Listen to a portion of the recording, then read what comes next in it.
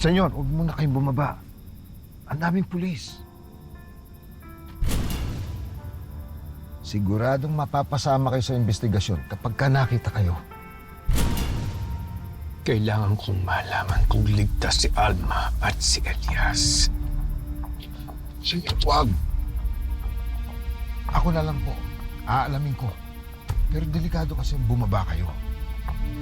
Kapakanan yun din naman ang iniisip namin eh. Delikado pong makita kayo nila. Hindi nyo pwedeng gawin yan. Madadawit ang pangalan ninyo sa masakyan na to pag nagkataon.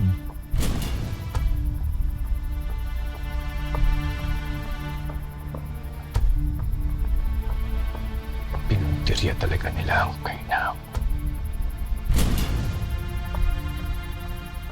Mamamatay ang lahat ng trumaydor sa akin.